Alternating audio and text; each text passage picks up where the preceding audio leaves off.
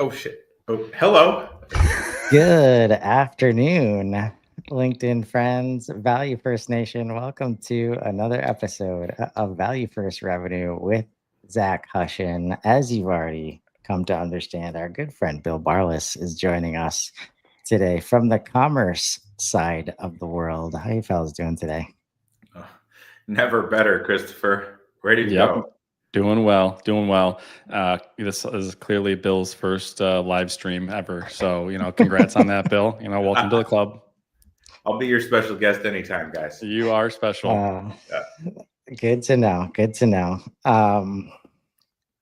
Why does this even need to be a topic? We're talking about revenue versus commerce versus revenue today.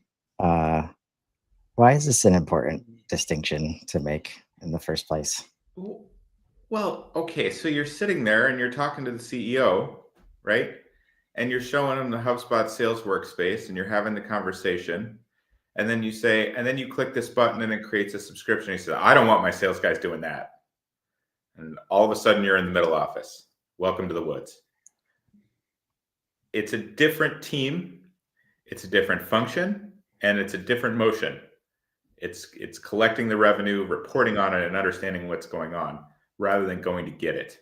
And it's a huge distinction and one that we don't usually make. So that's my opinion. What happens if we don't make that distinction, Zach, especially as it relates to understanding what we're seeing in HubSpot? Recipe for misalignment. Certainly, mismanaging expectations. Making sure that you're speaking the language of leadership, which is going to, very much be that revenue talk. And then, as Bill said, you're getting down kind of into middle management, and then some of the team members who are doing some of the actual, data input there. And it becomes a little more transactional, a little more commerce-y. And then start bringing in the actual kind of, when a lot of people think of commerce, they're thinking of Shopify, automated carts, things just happening, again, more transactionally in the background. But as you get into some of these larger, more complex deals, it's not transactional so much. It's very much more highly engineered. And so there's a commerce component to it.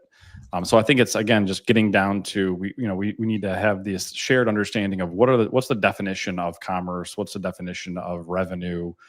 Let's kind of make sure that we're talking the same language here. Otherwise, you're just going to be misaligned right from the get-go, and that's what we're trying to fix, right?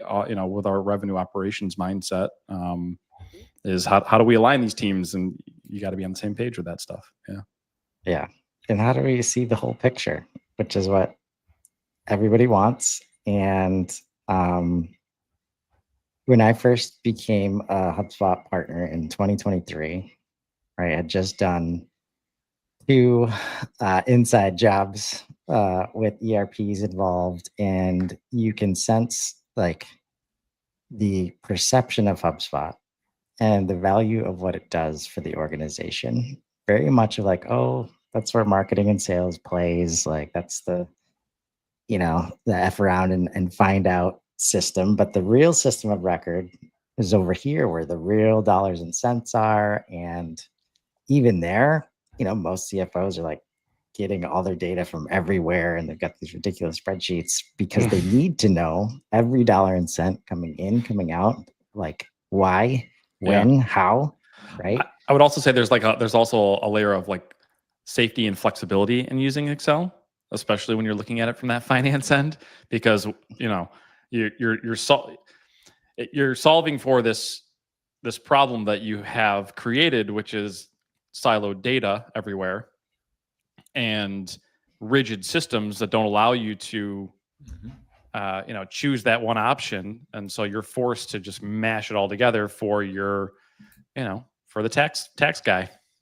Yeah, and here's why, especially as HubSpot has brought in Commerce Hub and invoices and orders and subscriptions, and why this is an important distinction to make. My first job as a partner was helping somebody like transition to the new Shopify integration, right? Which switched from Shopify orders coming over as deals to Shopify orders coming over as orders, right? But immediately there was zero chance that you could inside of HubSpot report on total revenue, right? Because these things did not talk to each other. And so you had invoices. We had all these objects that had dollars. Like, And they weren't even all objects. There were a lot of them were like kind of quasi objects at the time, right? And if you would go and look at the property that was on a contact or company, like labeled total revenue, the description was like total closed one deal amount. Yeah. Yep.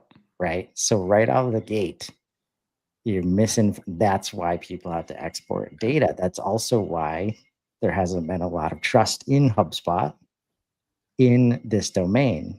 Well, just get back to like even what it's called, total revenue, and getting back to like, defining like what these things mean. It's really like it's total bookings. It's not total revenue. It's 100% bookings. There's no sales involved, right? And then I can't tell you how many conversations we have just about bookings and sales.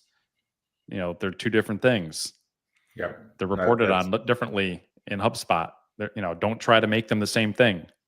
Yeah, absolutely. It's getting to a sale, right? And then it's an operational handoff, and that's where HubSpot is now. We have real subscription management, billing management, invoice management. The other thing is traditionally these things are supposed to be gray, boring, and terrible. And HubSpot has sprinkled a little bit of orange on it and put a little pink logo in there. Generate my thing, a little bit of Breeze intelligence added on top. So, what used to be kind of a nasty process, invoicing, for example, now can be fully automated with HubSpot. And so part of, I think, why we're here talking about it is that, the journey that a user can have now, or a group of users, teams generally can have, really starts now with an initial conversation and can end with a full relationship. So it used to be that it ended at the deal closed one. Mm-hmm. Now that's not true anymore. Doesn't have to be, but oftentimes still is, though, I feel like, because those conversations are really, really challenging when you even hint at, hey, let's bring some of this stuff that you've been doing in your ERP into HubSpot more. Mm-hmm. As whoa, we can't touch that. We can't do that. That's just, that's not possible. That's too disruptive. It's too, like, there's just like a million excuses that come out of the book. And as HubSpot has evolved more and more over the years, I keep on seeing like all of these opportunities for people to just simplify it, trust in, this platform. And even if it's not perfect today, it's getting better and better.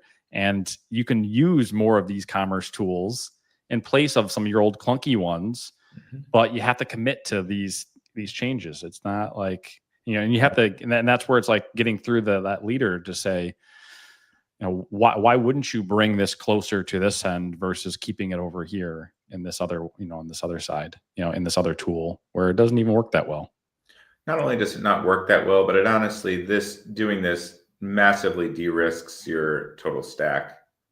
If you're looking at your enterprise architecture, having some of these things in HubSpot really reduces your dependence on sometimes antiquated and expensive ERP systems.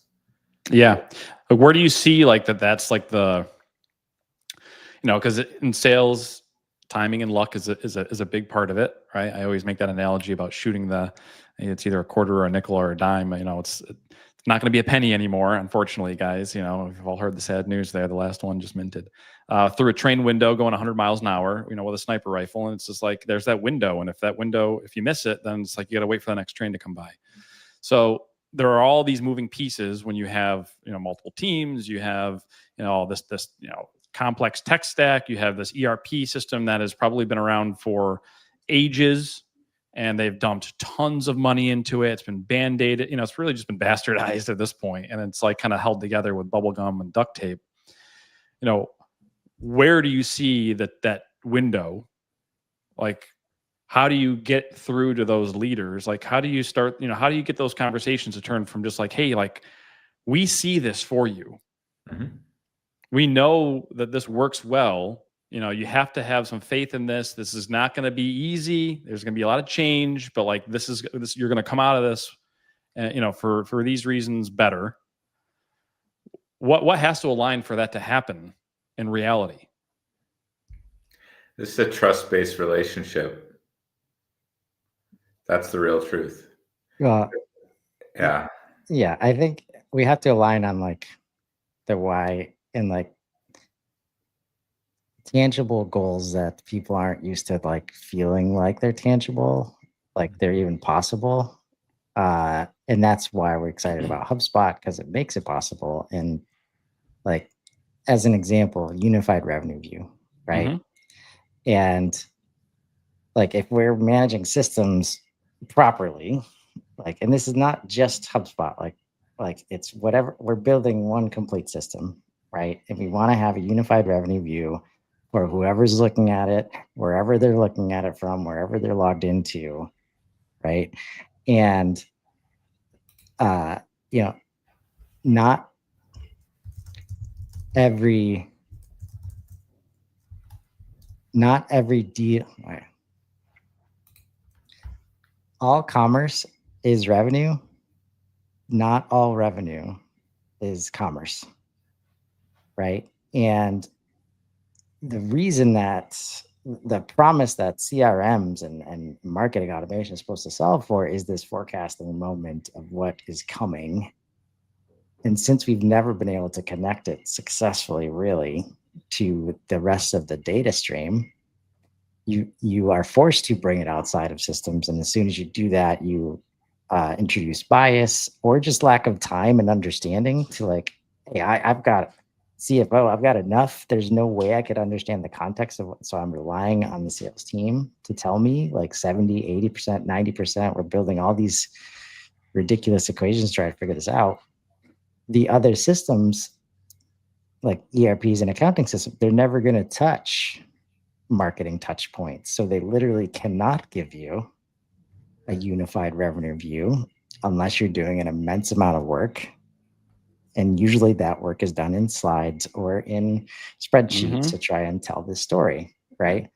So if we can agree that we want this, again, it's not HubSpot replacing the other systems. It's just saying, hey, we've got a space for that in HubSpot because it has all of these objects, like you're saying, orders, payments, invoices, like you have space for all this data now. Right? It doesn't have to be created there, but if it's created somewhere else, we can bring it over. And now we can provide that complete picture. And when we do that, we get to the level of revenue analysis that ends up in the spreadsheet, right? All the different business units separated out, product category, product family, product type, all those things, right? But also revenue by stages, like what happens after the sale? Like how much money are we making in our service department in a way that's not just like a number of part sales, right? This kind of unified picture is this like what they really want to know is this, right? The health, right?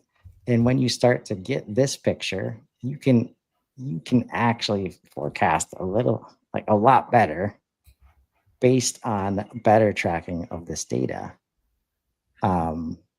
So that's what I found in terms of starting. Like, can we just agree that this is a good idea, that we want it and believe it? Like, then it's like, we got to believe it's possible. But then I think it's like, conversations. What happened? It's like, getting people to agree on the unified revenue view. I think, by talking about, it's like a tale of two portals, right? Two companies. Here's one that went this, value path route, followed the value first kind of framework. And then here's one that didn't.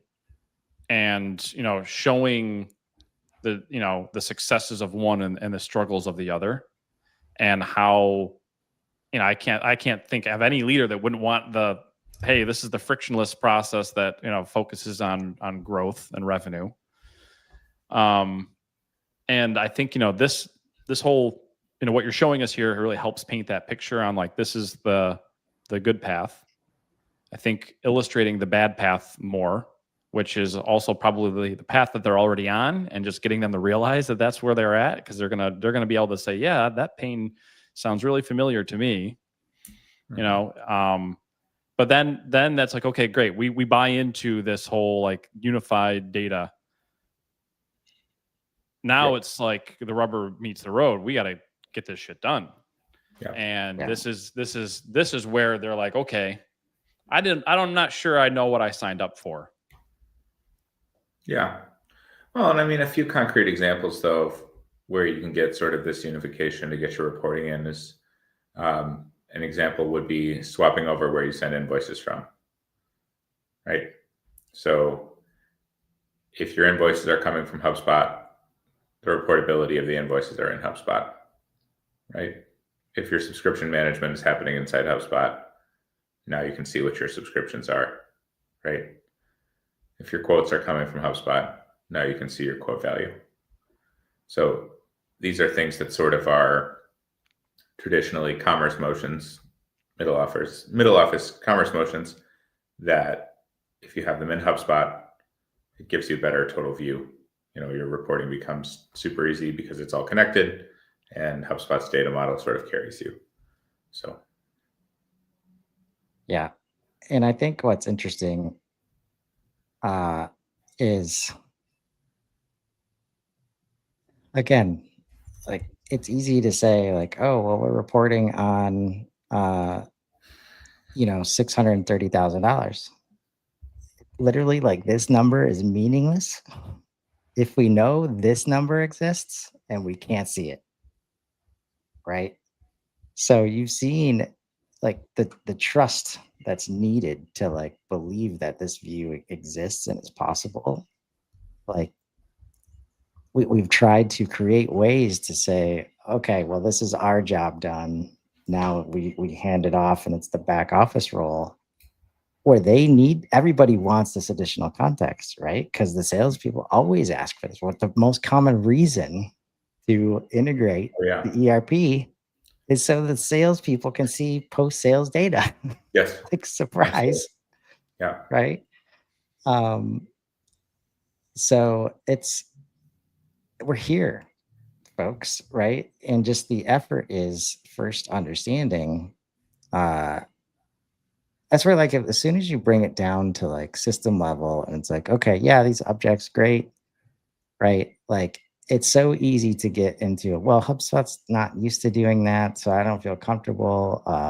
ERP is supposed to, you get into these like category, like the technical details, the execution. That's where for me, this is how you bring people out of that. Right. And this is in a specific order for a reason. Like, in order to see this, you need to have this. Right. Because you need to know what they're doing before they click buy, whether there was a sales process or not. Oftentimes, in lots of companies, there's a little bit of both. Right. When you have Shopify happening over here and like automatically going into the ERP, and then you have, your sales process managed out of HubSpot. Like, there's just so much disconnect. And when you start to tie these together, it starts to snowball, really quickly.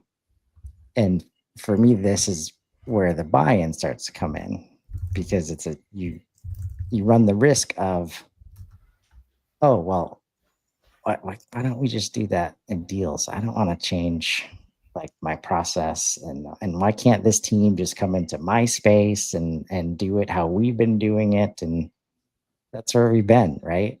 Like, when customer success and renewals and service like has to come in and like tiptoe around what the sales team is doing, We can't name anything the way we want to name it. Right? This is why we have bad handoffs and friction. Right? Well, if you think about like revenue from the standpoint of a customer service team or success team, growing existing business, cross-selling, upselling, service requests versus this is a brand new logo that we've never worked with before versus self-service, Shopify kind of transactional sale, 3 very different ways that you handle that. But ultimately they're all dollars. Mm-hmm. And so, when leadership says, I want to look at dollars, of course I want to be able to look at the different channels and how they're performing. But at the end of the day, it's like, I need to be able to predict how the business is going to do. And, we'll worry about where the dollars are coming from, of course. But for this exercise, I just need to see how we're doing, transparency, like how the business is, how how healthy are we doing? Yeah. Are we actually? Yeah, right. It's almost not even about, like you said, not even where it's coming from, but like, how's our cash position? Right. Are we making it? Yeah. Think about those like board of director report kind of, questions. Yeah. At the end of the day, they're like, is my investment okay right now? Yeah. Right. And it's like, we see a big pipeline, and how much of that is real? Do we even have resources available to serve like this huge product, budget that you're suggesting we need? Well, those are important business decisions that you can't make without the reliable data in there. And so now, let's just assume that you have that data cleaned up and you have a good process to find, and things are moving around. It's like, wow, what a great world you live in, where you can trust that data will lead to a really well-informed decision. That's what everyone's trying to get to.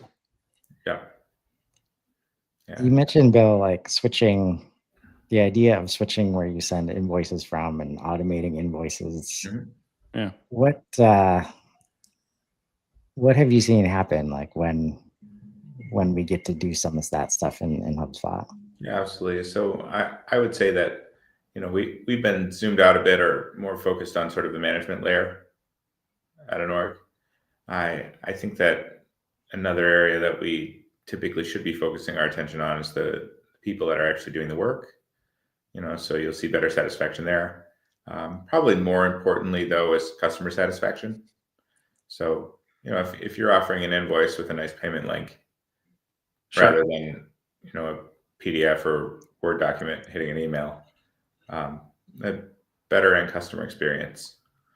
But don't discount that internal experience, though. I mean, think about all of the time that's wasted on people who are whining and complaining, and oftentimes rightfully so, that the process is clunky and broken and there's friction. And I mean, I've managed teams where you come in every day and there's you feel like you can't get ahead because all you're doing is fighting the tools, you're fighting the system, and all they do is complain about it. And then you try to well, this is the tool that we have to work with. We need to implement this change that just came down from the CEO, and I need you guys to, now do this thing. Right. Right. So it's if you can smooth all that over, it's just the byproduct of that is going to be a better customer experience, even if you weren't focusing on the customer experience, right? Because you're just going to have a smoother process internally, which is going to lead to all those things. And when people are happier, what do you think generally tends to happen? Yeah, we've all, worked with a miserable team before, and it's just you think they're nailing their goals every month? No, not usually. Unless there's a bunch of external economic factors that just kind of, they rode that wave there and just, took all the credit, right? We've seen that. And we're not really in that universe at the moment. So I would agree with that. And the other thing I would say is that, having really good systems in place for your teams can unlock growth significantly as well. Yeah. So removing friction means that, where potentially you were slow rolling on growing from a sales perspective or, like, oh, I don't, the back office isn't going to be able to handle this, and that sort of traditional push like that. It lets you just take such a step up in terms of what you're able to handle as an org, and that's huge. It goes back to what Chris is saying, right? That unified view, right? The data transparency, right? And not every single person takes advantage of it, but there are a lot of smart reps out there and a lot of, really, smart employees who, like, if you can give them access to the data and the tools to do things with it, it's like they come up with some really cool things that you never would have thought of. And, when you're the only one who has access to those tools as the manager, which we've seen that scenario play out tons of times, right? I'm the only one who can generate these reports. I'm the only one who has access to this data, or like I'm the only access who can pull it for you, but you can see it, this one time until you need to ask for it again. But, now I've empowered you to just go out there and, leverage all this to go hit your goals. It's like they come up with some really awesome stuff that you learn from them. And then the rest of the team learns from that. And it's just like, now you have one person who could do it. And now you have a whole team of people that can do it. What's holding you back? It just really opens up a lot of opportunities. But you have to trust the data, and then you have to trust your people, and you have to train your people. You can't just like let them loose in your portal and say like, go figure it, go leverage all this, data, millions of data points. You don't even know what these properties mean, half of them, or maybe you have 10 of the same property at this point. Yeah. Right. So it's like, there has to be some enablement here to actually like train people on like where to find the information, how to look at it, interpret it, because you can tell yourself false stories all the time, pulled the wrong property, looked at the wrong date range, did this, whatever. I mean, I've seen so many people, oh, we're doing great. I'm like, How do you know? Right. That's right. There was a HubSpot update like a few months ago that was about like forecast submission notifications, right? As if that kind of, we're going to make sure they know they need to submit the forecast. Like that's the core of the problem. Like one of the last roles I had, we make I've seen so many assumptions made. I've probably made some myself where it's just like, man, this guy, why can't he just use the system? Like everybody else is using it. Right. And there are two use cases that come to mind where the first one was like, by the way, like one of the number one salespeople was known as the old dude who's just not going to use the system. 3 months in, come to find out he didn't have the same permissions as everybody else, like in Salesforce randomly, right? And then in this other place, it's like the sales manager is responsible for reporting, like you say. And finally it comes out during a meeting. He's like, yeah, I haven't gone in 6 months. No idea how to do it, right? Because it's a freaking ERP. And, one of the main complaints is like, I don't know how to dig through this thing to find the information that I need. Right. I'm happy to sit with you for like 2 hours and just tell you everything because it's all in my head. Which is what happens, they end up having like someone in this administrative kind of role, or maybe it's somebody who's kind of techie in an operational kind of role. And they just say, I'm going to, I don't have time to learn all this shit. I'm going to just tell you everything, right? You're going to like make it all magically, I love like the term auto magically happen over there. And then, when it comes time to, getting the data out, I'm just going to tell you, this is what I need. And you go spend, I don't care however many hours you're doing it, go that is get it such for a me. common pattern in a leadership team. You find a helper, and then the helper does it for you. Right. And I don't actually know. And then we build a role called FP&A. That's basically their whole job. Yeah. I don't hate that, to be honest. Like from a. But these are the kinds of things where like AI is coming around the bend. It's already here, honestly.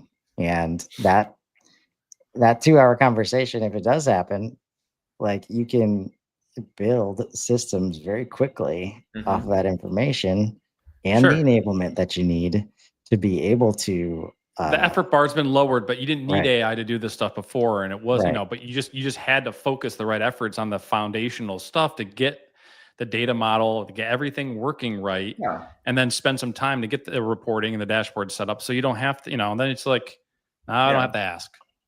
Yeah. And I mean, I don't know, like having a person for that, I'm not necessarily in hate with that anyway, and Depends on even how if, big you are, I guess, right? How yeah, much data are we talking about? Because when you get to yeah, a certain size, then it's like, sure, you're an analyst. Like, it's too yeah, much for any one manager to handle. yeah, But right. It's, oftentimes, when you're working with a $50 million, manufacturing company, it's like yeah, that's where that. you'll have in a more modern, so people that are a little bit more tech savvy, I have a lot of customers who are at the VP level who are fairly tech savvy now as Mm-hmm. well. Mm-hmm. Um, and they do have automations in place to get some of the stuff done, but they're still struggling too, right? Like it's not really their job to do that in a way, Right. like it's sort of it, so if you're managing 20 people already and you have reporting requirements and you need to understand what's going on, and also it would be helpful for you to spend an hour thinking about something here and there, like I I'm still sort of in the camp of, make the self-service better, but it doesn't necessarily have to be like the leadership team that's really applying it, if that makes sense. Yeah. That's all I'm trying to say. Yeah. Problem is, like, you get in, and you assume like this new sales role, and immediately the pressure's on to go impact revenue. Yeah. And so like you're inheriting this data, and you're like, I don't have the time, or I haven't been given the time to like afford me to focus on the real problem here. Yeah. So I'm left with Power BI, right? Or Right. some way to just kind of like hack it all together, Mhm. because I can't afford to slow down here. And that's where, trying to get through to leadership and say, you have to kind of like, you got to take the time to slow down a minute here. Maybe Yeah. you need to adjust your, revenue predictions for 2026. And instead of saying we're going to grow 20%, say 10%, or maybe it's going to be a flat year. It's like, we're not here this year to really focus on, just crushing it and making all the investors happy and making as much money. Like, we need to invest in the business and the change. And Right. what's wrong with, taking a step back for a second? Like, do you have to, can't you manage the expectations a little bit to say, like, this is planned. This Well, isn't like, especially right? We're not hurting. if you want hockey stick growth, that's how you have to do it. Right. Unfortunately. I mean, as aggravating as it is, and I think our conversation before we got online here today was sort of speaking to that a little bit, but homie's got to sit down and actually do the work to figure out how to get their business to work. Right. Sure. And get it going. And I that, think that's what you're saying, right, Zach? There's well, reality, of like, and like, there's like how the status quo of how things have been done. And then what I'm trying to do is challenge that and say, yes. isn't it, can't you just like shut up and listen for a little bit instead of just focusing on just money, like fix some things. It's just like, so much of it's just profits over people, profits over customer. It's just, take a step back for a second. Because if you do that, then like the rest of the profits will come, and they will come exponentially, and it much easier and more enjoyable for everybody involved. Yeah. And I think what we're saying, though, we're asking people to take a big risk, both like emotionally in their own self, and then also like with the business. I mean, I think a lot of these firms, they, even if you're real big, you might have 3 months of payroll sitting there. You got a machine, it breaks, you're fucked. Like these are things that are. Yeah, I know. There's the idealist and the realist, right? There's So how do we? But that's what you got to have these conversations like we're having now to say, well, you can think about it this other way too, Right. And if you built your business to where it's like it's that, you got 3 months of payroll right now, and maybe there's a little preventative maintenance that needs to happen on this machine, or maybe there needs to be a few settings that need to be adjusted so you can get out of that scenario, because no business wants to operate like that either. That means that there's some other challenges. Right. I mean, we all hit it, right? We all, especially as you're growing and going through the growing pains, cash is, it's always something that you have to balance. Yeah. But when Yeah. you're moving so fast, it's like, how do you, Yeah.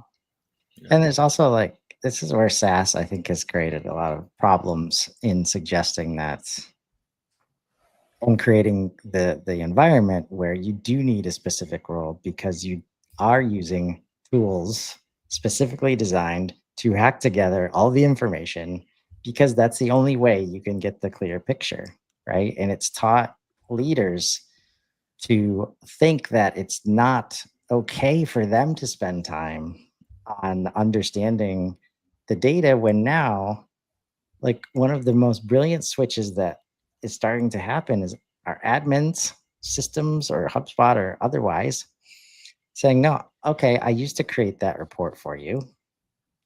Now it's here, or the data set is here. And I know you like using GPT at home.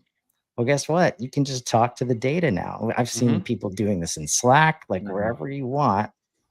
And when you can enable the very question that's on their mind, not only do they get served with quicker insights and make better decisions based on that, Yep. it frees up the admin. And Yeah, the who other doesn't want roles, that? Who right? wants to sit there and ask for a report and then wait? Or Right. ask for this thing and then wait. It's like, if it's fresh in your mind, you're ready to go. You're going, and it's like, I guess I'll pick this up tomorrow, or and you lose that momentum. And I feel like that, when you have that focus time, you have the momentum, you hit that idea, just being able to have access to the answer at your fingertips without having to ask anybody else. Yeah. It's the same thing that the customer wants, right? When they're going to going to ask for a quote or ask for to schedule an appointment with somebody, it's just like, just get me the answer that I want. Don't add all this friction in the middle. Leadership or any internal stakeholder, that's the same thing. I don't want to have to ask a million people for the answer. I don't want to have to go to 10 different places to get it. I agree so much. Yeah, for sure. Well, and it's like, this is where sort of that philosophy you were discussing sort of meets the reality of it, is that we can get to that point, through a little bit of thought. And, the other thing I've been thinking about a fair bit is that part of this is a human problem, and, a bit of fractional leadership in a couple areas. Sometimes, people that, if you're a CFO, CIO, maybe you have some strategic time, but at the VP level, at the director level, you probably do not have enough strategic time. You really don't, right? You are a tactical contributor. Yeah, you're a firefighter. Plus people manager, plus a yes person for a management team. It's a pain in your neck. And so, I think a piece of this is sort of the sales pitch for Zach Hussion a little bit, having a little bit of fractional help. You can sort of go to both in a way. Like you will have to contribute to it as a leader, but at the same time, having some people that can sort of help you out with some of that strategy, you can sort of have both things, I would say, right? So yeah, that's why there are folks like me and a lot of others out there in the ecosystem who we're they call a lot of us coaches for a reason. Just like your personal trainer at home, you can do these things, but they're really hard to do, and so that's why you usually hire specialists to help you do them. Whatever that's going to be. And just then, like, you're spot on. Right, free up your time to go do these other things that are going to be more impactful. Yeah. Exactly. And then there's that like that learning curve, and like you don't know what you don't know, and that's what the other the experts bring to the table too. Is like, we've done this before, like we've been met with this challenge, we've already found solutions to this, or even if we don't haven't met this exact thing, we've been in this world long enough now where we're like, okay, like this is how we would approach it, and this in this way, and fix it. But, yeah, absolutely. And part of it is technology, part of it is people. It's a whole thing. And I think it sort of comes back to like we're sitting here on a LinkedIn Live about commerce versus revenue. The people on this phone really know what that means very well, right? But we can help to sort of glue together sales motion with an operational motion, middle office operational motion, and into the back office and into sort of finance function. Yeah. And I think having some consulting help can just be unbelievably massive benefit, especially if you're having the problems that we're describing, where Yeah. you're firefighting, and at the same time, that you could get some unlocks from. Consulting help is a great, it's a great resource to tap into, because most teams aren't going to be big enough where they require like a full-time person to do it.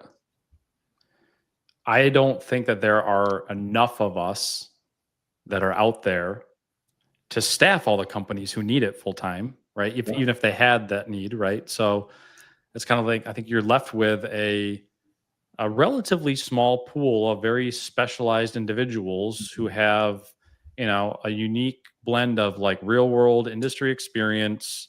They're a generalist in a lot of ways. They're familiar with a lot of different tools, but they have deep HubSpot expertise, right? They have a tinge of revenue operations and project management, and right, they have like a creative flair. It's like you got to have like this right recipe for being able to be successful in this business. And then it's like, that's the person that you need to help you.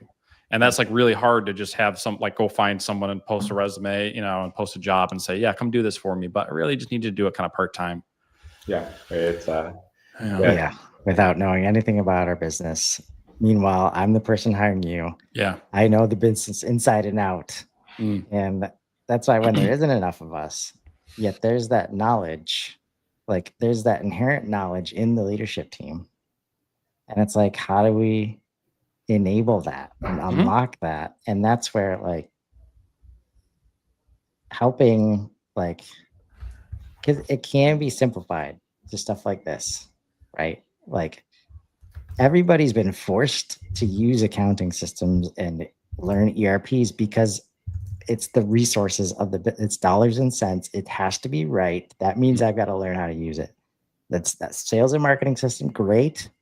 But this part over here has to be right. And it's easier to kind of make it right because it is zeros and ones, right? There's not a lot of, there's hopefully no subjectivity in that data, which is one of the primary differences between like revenue and commerce, because everybody needs a little bit of that subjectivity to look forward a little bit.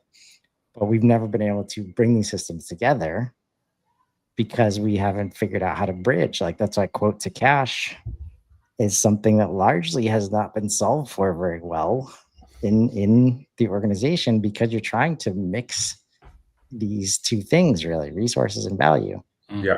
And if we can get leaders to understand like this is the difference between these two things, then the questions switch between, should we do that in HubSpot, to like, what else can we do? Like if our customer facing team is all in the place that's designed for customer facing processes, they all have ideas to create value, right? And unlocking that like collective energy, it's like, yeah, I'd much rather like you're in it every day. You guys are the ones that can create the value. Like, good luck paying somebody a lot of money that doesn't know your business, and they're just going to build all these systems for you, and then you're just going to wait for the checks to cash, right? That's not how it's been working, right? And the little nuance in the language here is what leads to the kind of mindset shift, because that's like one of my favorite things. When you can unlock a leader or even a finance team or accounting team, like they get it. They're very smart when it comes to this kind of stuff. And you only have to tell them one time where it's like, yeah, in QuickBooks, it sucks because you can only have one contact. And even though multiple people need the invoice, you got to build all these notes and everybody's doing manual. Well, in HubSpot, we can have 10 people represented and they all get it. And they all get it on time. And guess what? That means they pay faster and collections go down and invoice and like accounting's like, all right, let's go. It's so obvious to see how easy the system is to use. It's literally this mental hurdle of, I didn't know. I didn't think HubSpot was supposed to be used for that. Right? But when you break it down to, if we communicate better, then people are going to pay faster. Maybe we should rename it to Finance Hub. Let's not get crazy. Come on, I wanted to do my P&L. Yeah, exactly. I mean, it would help. It would help my theory that I think every organization could be boiled down to customer org, operations org, and a finance org. Mhm. And let's get rid of all of the other silos like in between. Yeah. What a world that would be when AI How are we forces gonna that have to happen. How are we going to have an overly complicated navigation? Yeah, there's not going to be a navigation next year, Zach. AI is just handling all that. I love it. Yeah. Why do I have to like click to find, you know, the lead object under what is it, CRM? I could just be able to say like, you know, take me to the lead index page. I look forward to that. Because I've renamed it to Signals, Zach, Yeah. and that's where it needs to be. Chris, $100 says it takes 2 years. All right. Bet from November 19th. I was say it's on. It's recorded. So yeah, absolutely. So all right. Well, this has been fun, fellas. I could see this happening again. Yeah, I think so. In the future Great at some show. point. Yeah. But folks, we hope it's helpful. Like it's important to understand the nuance so that you can unlock HubSpot in this way for the whole team, you know, middle office, back office, and front office, of course. And we'll be back, you know, next week, getting after it. Wait, next week is Thanksgiving. We're still good. No, We're you're Are we right. good for Wednesday? Or absolutely what are we doing? not. No? Absolutely not. I feel like that, you know, like there's going to be definitely like a lot of prep work going on in the Hussion household here. I may get in trouble for doing a podcast on Wednesday afternoon. I'm going to be taking a rest next week. So let's skip next week, and then we'll come back fresh and full of turkey and whatever else you know, we'll come shamelessly stuffed in your face. Yeah, on December 3rd, we'll be back here talking about revenue and commerce and dollars and making money and using HubSpot to do that. Yeah, man. Thanks, guys. So until next time, everybody have a great rest of your Wednesday. All right, guys. Take care. Thank you.